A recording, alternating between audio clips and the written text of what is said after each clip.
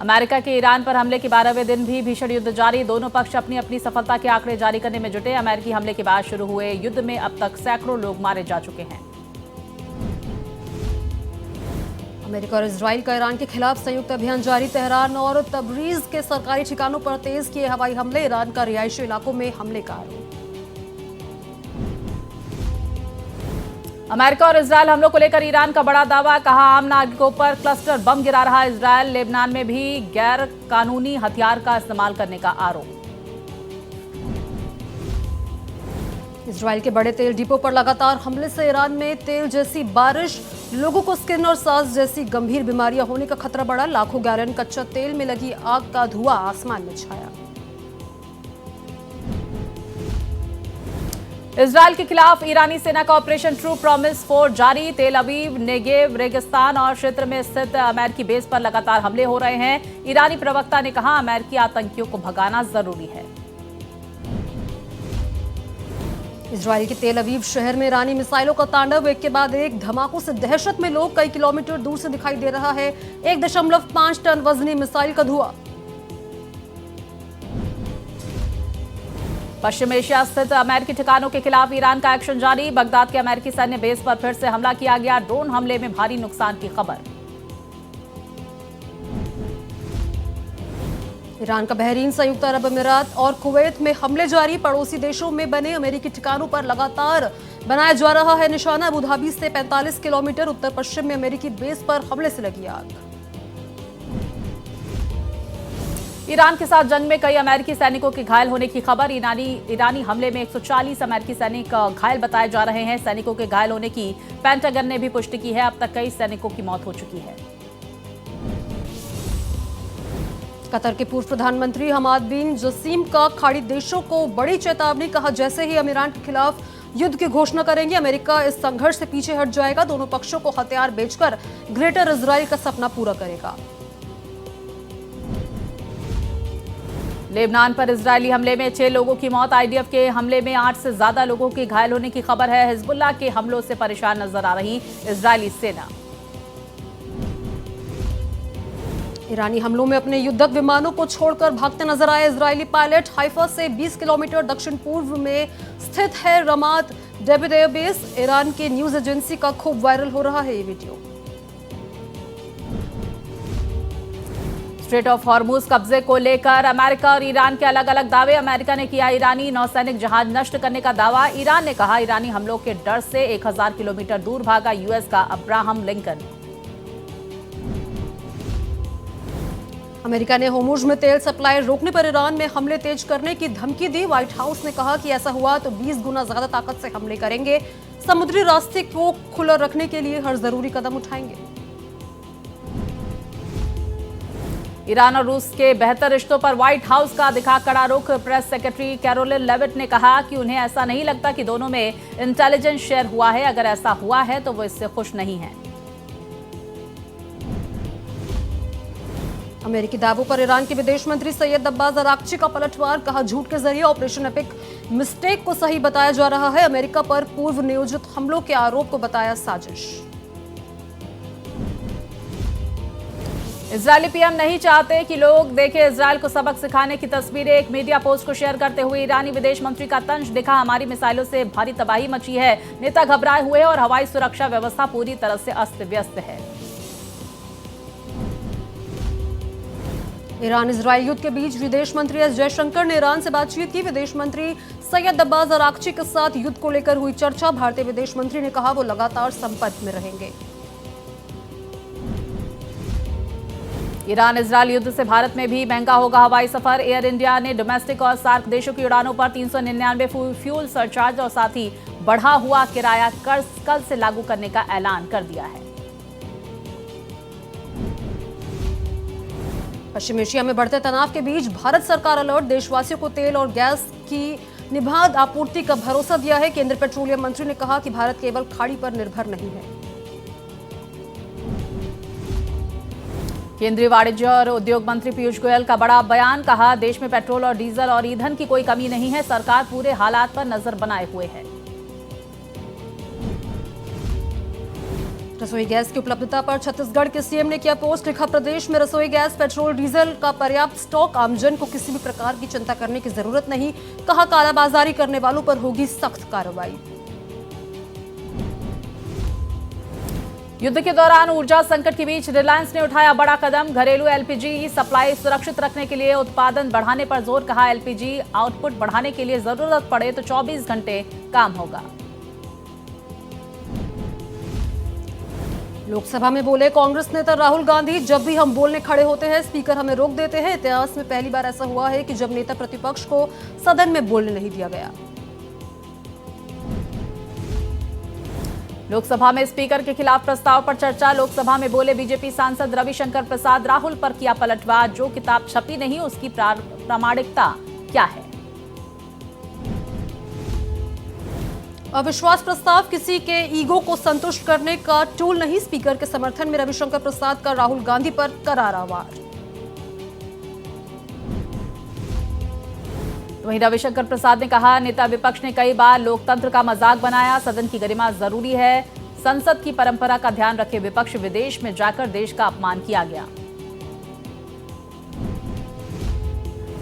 संसद सत्र का तीसरा दिन आज हंगामे के आसार, लोकसभा में स्पीकर के खिलाफ अविश्वास प्रस्ताव पर चर्चा, शाम 5 बजे लोकसभा में बोलेंगे गृह मंत्री अमित शाह, सरकार की तरफ से अमित शाह चर्चा का देंगे जवाब।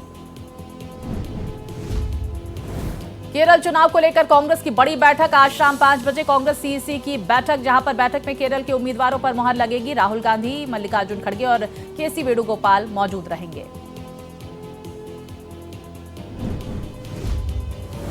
प्रधानमंत्री नरेंद्र मोदी का केरल दौरा, कोची में अखिल केरल धीवरा सभा के स्वर्ण जयंती सम्मेलन को संबोधित किया, कहा आज हम सब एक ऐतिहासिक अवसर के साक्षी बन रहे हैं। अखिल केरल धीवरा सभा आज अपनी 50वीं वर्षगांठ मना रहा है।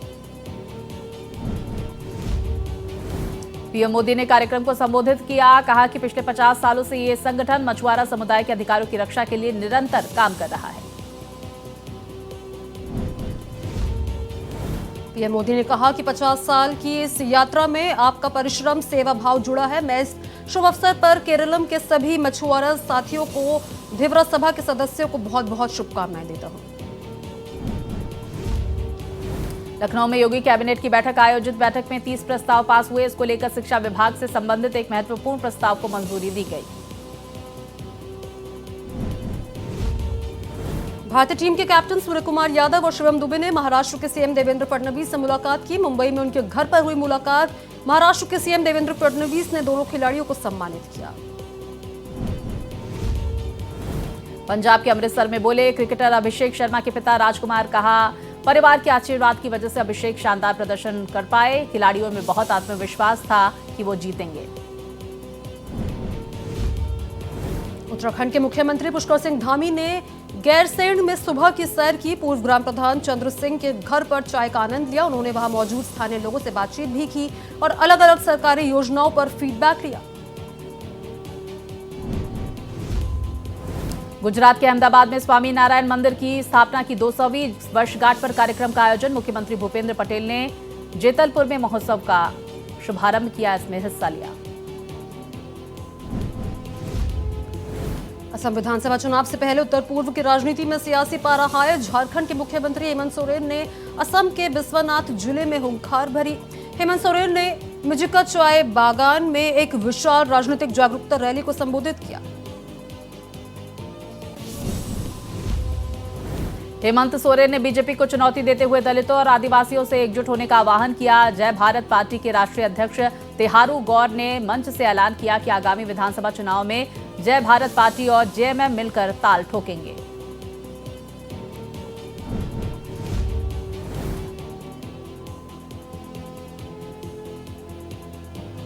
हेमंत सोरेन का बीजेपी पर कड़ा प्रहार, कहा कि अब वो समय बीत गया है जब एक ही दल का वर्चस्व रहता था। अब असम में भी बौद्धिक और कानूनी लड़ाई के जरिए अधिकार हासिल किए जाएंगे। बिहार बीजेपी अध्यक्ष संजय सरावगी का यूसीसी पर बयान, निश्चित रूप से यह लागू होना चाहिए, भारतीय जनता पार्टी की वर्षों से इच्छा है। मुख्य चुनाव आयुक्त के पश्चिम बंगाल दौरे पर टीएमसी सांसद का तंज, अभिषेक बनर्जी ने कहा सीईसी से कई सवाल पूछे गए लेकिन उन्होंने सभी का जवाब नहीं दिया। मैं उन सवालों के लिए मीडिया को धन्यवाद देता हूं। कांग्रेस सांसद प्रमोद तिवारी का बयान। मुख्य चुनाव आयुक्त इस समय भारतीय जनता पार्टी सरकार के इशारे पर बयान दे रहे हैं। उन्होंने अपने पद की गरिमा गिरा दी है। इच्छा मृत्यु को लेकर सुप्रीम कोर्ट का बड़ा फैसला। हरीश राणा की इच्छा मृत्यु की गुहार पर बड़ा फैसला। सुप्रीम कोर्ट ने हरीश राणा की इच्छा मृत्यु को दी मंजूरी। सुप्रीम कोर्ट ने कहा, याचिकाकर्ता का मेडिकल सपोर्ट सिस्टम हटा लिया जाए, मरीज को दिल्ली एम्स में भर्ती कराया जाए। हरीश की देखभाल के लिए सुप्रीम कोर्ट ने परिवार की तारीफ भी की है। बंगाल में कोयला घोटाला मामले में ईडी की कार्रवाई। ईडी ने दुर्गापुर से निलंबित पुलिस अधिकारी मनोरंजन मंडल के आवास पर दूसरी बार छापा मारा। इससे पहले एजेंसी ने 3 फरवरी को छापा मारा था। राजस्थान के सीकर में मानवता की मिसाल पेश की गई। प्रधान और सरपंच प्रभु ने एक जरूरतमंद परिवार की बेटी की शादी का जिम्मा उठाया। कहा, जरूरतमंद परिवारों की मदद करना हम सभी का कर्तव्य है। लखनऊ में शिया समुदाय ने बड़ा जुलूस निकाला। रमजान के 21वें दिन शहर में शिया समुदाय ने जुलूस निकाला। रोजे की हालत में जुलूस में शामिल हुई भीड़। रमजान के तीसरे असरे में तेज हुआ इफ्तार पार्टियों का दौर। सांसद इमरान प्रतापगढ़ी की दावत में शामिल हुए राहुल गांधी और मल्लिकार्जुन खड़गे। इफ्तार पार्टी में इंडिया ब्लॉक के कई दिग्गज भी शामिल हुए। यूपी के अयोध्या में उमड़ा श्रद्धालुओं का जनसैलाब। बड़ी संख्या में श्रद्धालु राम जन्मभूमि मंदिर में दर्शन और पूजन के लिए पहुंचे। भगवान का आशीर्वाद लेकर सुख समृद्धि की कामना की। यूपी एटीएस को मिली बड़ी सफलता। एक पाकिस्तानी जासूस को आगरा से गिरफ्तार किया गया है। भारतीय नौसेना का लांस नायक बताया जा रहा आरोपी की पहचान आदर्श कुमार उर्फ लकी के रूप में हुई है। मिर्जापुर में जिम की आड़ में धर्मांतरण के मामले में प्रशासन ने कार्रवाई तेज की। मुख्य आरोपी के मकान की पैमाइश जांच के बाद अवैध निर्माण मिलने पर हो सकती है बुलडोजर कार्रवाई। मामले में अब तक 8 आरोपी गिरफ्तार। मुख्यमंत्री योगी आदित्यनाथ की मां पर अभद्र टिप्पणी से उबाल। मौलाना की टिप्पणी के बाद बंदरिया बाग में पोस्टर लगाए गए। सरगुजा जिले के नवापारा चौक में पूर्व डिप्टी सीएम टीएस सिंह देव का पुतला जलाया गया। गोचर भूमि विवाद को लेकर पंडो जनजाति और बीजेपी एसटी मोर्चों का प्रदर्शन। राज कटेल गांव में जमीन पर अवैध कब्जे का भी लगाया गया आरोप। जंग के बीच बिहार के बाढ़ में घरेलू गैस सिलेंडर की कोई कमी नहीं। बाढ़ की सबसे बड़ी गैस एजेंसी के कर्मी ने लोगों को पैनिक नहीं होने की सलाह दी। ईरान युद्ध से एलपीजी सप्लाई प्रभावित। नवादा में बड़ी मांग। लोग घरेलू गैस सिलेंडर लेने के लिए एजेंसियों पर पहुंच रहे हैं। उपभोक्ताओं का काफी परेशानी का सामना करना पड़ रहा है। बेगूसराय में चर्चित प्रॉपर्टी डीलर हत्याकांड का सीसीटीवी फुटेज सामने आया है। बाइक सवार पर 3 आरोपियों ने प्रॉपर्टी डीलर को घेरा, वहीं ताबड़तोड़ गोली मारकर हत्या की। पुलिस पूरे मामले की जांच पड़ताल में जुटी है। बेगूसराय में एक बार फिर अतिक्रमण के खिलाफ बड़ी कार्रवाई। रेलवे की जमीन पर अवैध कब्जे को हटाने के लिए प्रशासन ने बुलडोजर चलाया, जिससे इलाके में अफरा तफरी का माहौल बना। मध्य प्रदेश की शहडोल में डिजिटल रिश्वत कांड का मामला। डिजिटल रिश्वत का ऑडियो और वीडियो सामने आया। हेड कांस्टेबल ने फोन पे पर घूस ली है। ईंट कारोबारियों को धमकाकर वसूले 17,000। बिहार के सीतामढ़ी में घूसखोर मुखिया गिरफ्तार। कोर्ट परिसर के बाहर निगरानी विभाग की टीम ने रिश्वत लेते रंगे हाथ गिरफ्तार किया। 16,000 रुपए की घूस लेते पकड़ा। फिरोजाबाद में नाबालिग बच्ची से तमंचे के बल पर दुष्कर्म करने वाले आरोपी की पुलिस से मुठभेड़ हुई है। दुष्कर्म का आरोपी अर्जुन गिरफ्तार किया गया। जवाबी कार्रवाई में आरोपी को गोली लगी है। आगे की कार्रवाई में जुटी पुलिस। यूपी के बलिया में किशोर की मौत का मामला। गांव का निवासी ही निकला हत्या का आरोपी। पुलिस से मुठभेड़ के दौरान पैर में लगी गोली। किशोर की ईंट से कूचकर की थी हत्या।